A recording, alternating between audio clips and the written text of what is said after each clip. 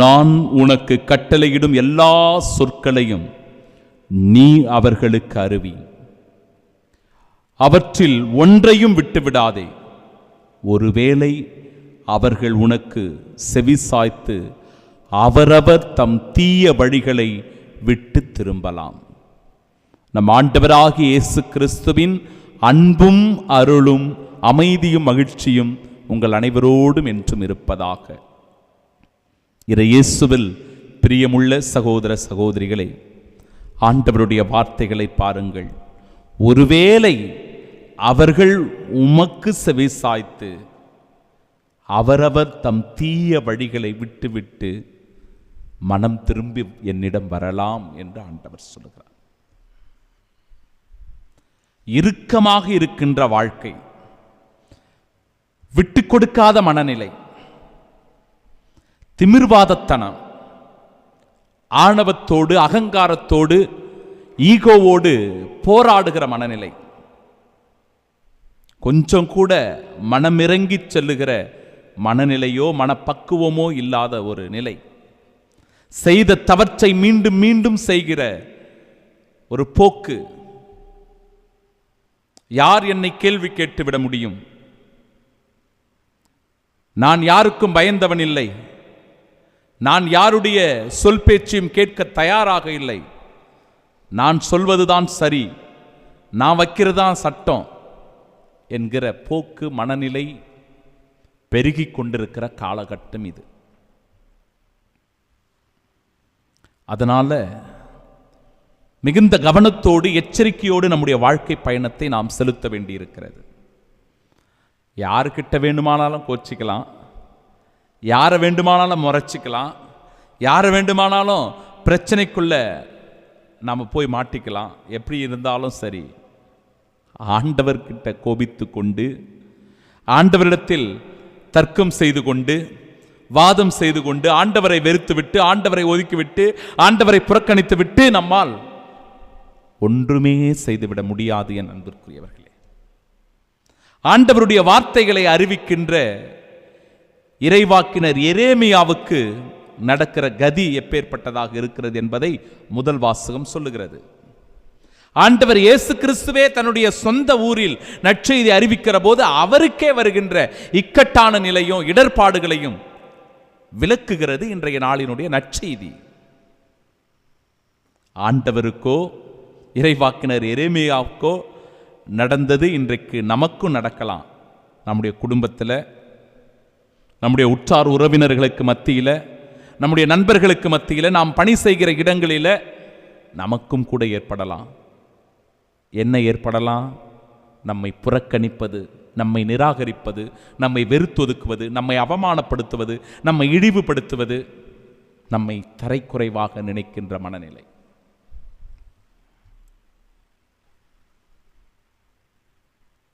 கடவுள் சொல்லுகிறார், எனக்கு செவி கொடாமலும் என் சட்டத்தின்படி நடவாமலும் என் ஊழியரான இறைவாக்கினர்களுக்கிடையே சொற்களை கேளாமலும் இருப்பீர்களானால்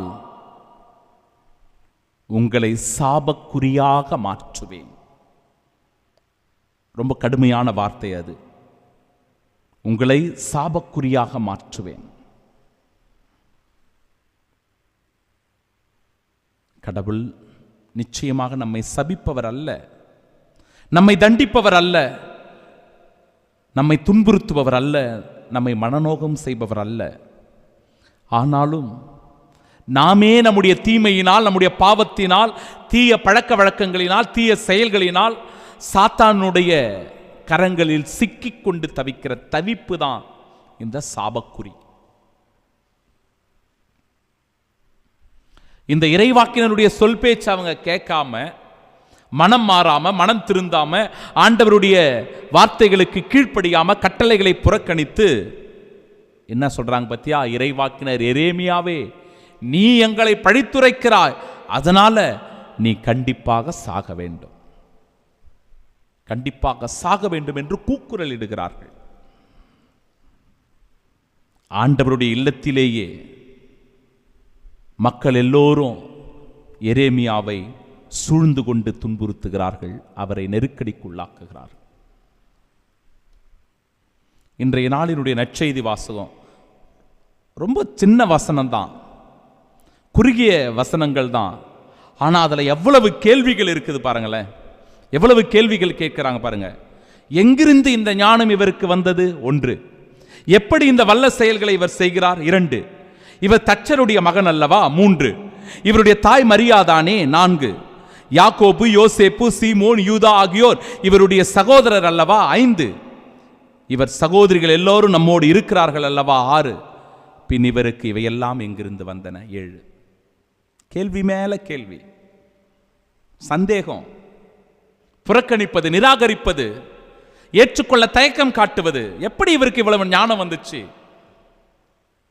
நம்மளை கூட இப்படிதாங்க, நம்முடைய வீட்டில், நம்முடைய குடும்பத்தில், நம்முடைய உற்றார் உறவுகள், நண்பர்கள், நம்ம பணி செய்கிற இடங்களில் நம்மளை வெறுப்பாங்க, நம்முடைய திறமைகளை ஏற்றுக்கொள்ள மாட்டாங்க, நம்முடைய சொற்களில் கவனம் காட்ட மாட்டாங்க, நம்மளை மட்டம் தட்டுவாங்க.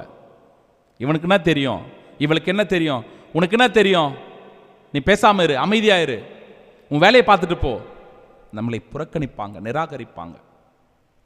இயேசு ஆண்டவரையே நிராகரித்தவர்கள் நம்மை நிராகரிக்க மாட்டாங்களா? இயேசுவையே புறக்கணித்தவர்கள் நம்மை புறக்கணிக்க மாட்டாங்களா? இயேசுவையே துன்புறுத்தி இழிவுபடுத்தியவர்கள் இன்றைக்கு நம்மையும் இழிவுபடுத்தி துன்புறுத்தி கொண்டிருக்கிறார்கள்.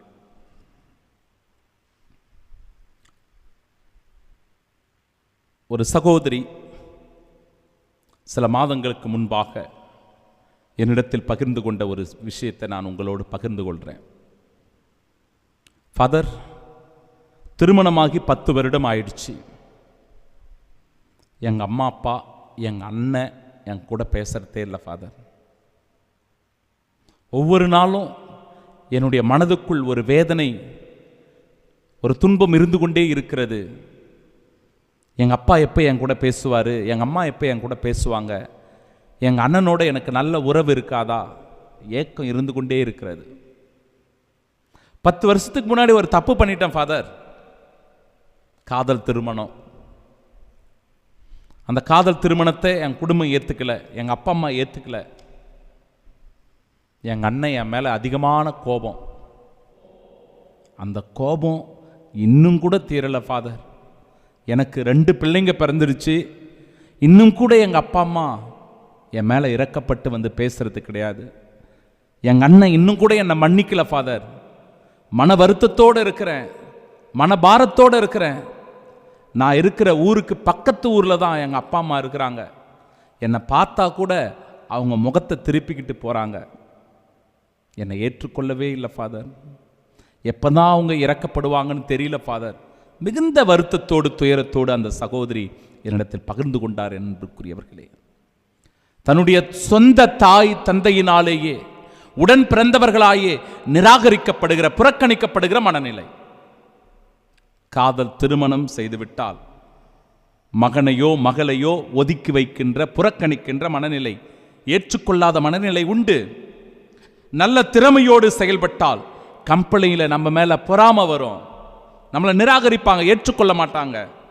குடும்பத்தில் சொத்து தகராறு, இதனால் அண்ணன் தம்பி, அக்கா தங்கை உறவுகளுக்கிடையே பிரச்சனை, போட்டி, பொறாமை, பாகுபாடுகள். கொஞ்சம் வசதி வாய்ப்பு நல்லா வந்துருச்சுன்னு வச்சிங்களேன், நல்ல ஒரு வேலை, நல்ல சம்பாதனை அப்படின்னா சில பேருக்கு பொறுக்காதுங்க. சில பேர் நம்ம ஏற்றுக்கொள்ள மாட்டாங்க, வயிற்றெரிச்சல் அவங்களுக்கு, பொறாமை, நம்மக்கிட்ட பேசக்கூட மாட்டாங்க, நம்மளை நிராகரிப்பாங்க, ஒதுக்குவாங்க. இதையெல்லாம் நாம் கண்கூடாக நம்முடைய அன்றாட வாழ்க்கையில் பார்த்து கொண்டுதான் இருக்கிறோம். சாதியின் பெயரினால், மொழியின் பெயரினால், மதத்தின் பெயரினால், ஊரின் பெயரினால் ஒதுக்கி வைக்கின்ற, புறக்கணிக்கின்ற மனநிலை நாம் வாழ்கிற இந்த சூழ்நிலையிலேயே, நம் மத்தியிலேயே, நம் குடும்பத்திலேயே, ஏன் நம்மிடையிலேயே இருக்கிறது. அன்று இயேசுவை நிராகரித்தவர்கள், எரேமியா இறைவாக்கினரை முதல் வாசகத்தில் வெறுத்தொதுக்கியவர்கள் இன்றைக்கு நம்மையும் கூட வெறுத்தொதுக்குகிறார்கள், நிராகரிக்கிறார்கள், புறக்கணிக்கிறார்கள். ஒதுக்கப்பட்டவர்களாய், புறக்கணிக்கப்பட்டவர்களாய், பாதிக்கப்பட்டவர்களாய் இருக்கின்ற போதுதான் அந்த வலியும் வேதனையும் துன்பமும் நமக்கு புரியும். இயேசு ஆண்டவர் பாருங்க, தம் சொந்த ஊரிலும் வீட்டிலும் தவிர மற்றெங்கும் இறைவாக்கினர் மதிப்பு பெறுவர். நம்பிக்கை இல்லாததால் பல வல்ல செயல்களை அவர் அங்கு செய்யவில்லை. நம்பிக்கை இல்லாததுனால, நம்மை ஏற்றுக்கொள்ளாததுனால, நம்மளை நிராகரிப்பதனால, புறக்கணிப்பதனால நம்ம குடும்பத்தில் சந்தோஷம் இல்லை, நிம்மதி இல்லை, மகிழ்ச்சி இல்லை, அன்பு இல்லை என் அன்பிற்குரியவர்களே. அதனால் கடவுளுடைய அருளையும் ஆசீர்வாதத்தையும் இழந்து தவிக்கிற குடும்பமாய் நம் குடும்பம் இருக்கிறது. சிந்தித்து பார்ப்போம், மனம் மாறுவோம், மனம் திருந்துவோம், ஒருவர் மற்றவரை ஏற்றுக்கொள்ளுவோம், எல்லாவற்றுக்கும் மேலாக இறைவனை அன்பு செய்கிறவர்களாக இருப்போம். நம்முடைய குற்றங்களினால், பாவங்களினால் ஆண்டவரை விட்டு வெளியேறினாலும், சில நேரங்களில் ஆண்டவரின் மீது முழுமையான நம்பிக்கை இல்லாமல் அவருடைய கட்டளைகளை புறக்கணிக்கிறவர்களாக இருந்தாலும் கூட, இது சரியான தருணம், இது சரியான நேரம். மனம் மாறுவோம், மனம் திருந்துவோம், ஆண்டவர் இயேசு கிறிஸ்துவிடத்தில் வருவோம். அதுபோலவே நம் உடன் வாழ்கிற பிற சகோதர சகோதரிகளிடத்தில் அன்பு இல்லை என்றால், பாகுபாடுகள், பிரிவினைகள் இருக்கிறது என்றால், ஒருவர் மற்றவரை மன்னிக்க மறுக்கிறோம் என்றால், இரக்க உள்ளத்தோடு உதவி செய்கிற மனதோடு நாம் இல்லை என்றால், கொஞ்சம் நம்முடைய மனசில் அது உறுத்தட்டும். மனம் மாறுவோம், மனம் திருந்துவோம், ஒருவர் மற்றவரை அன்பு செய்ய, நேசிக்க, இரக்கம் கொள்ள, மன்னிக்க முன் வருவோம்.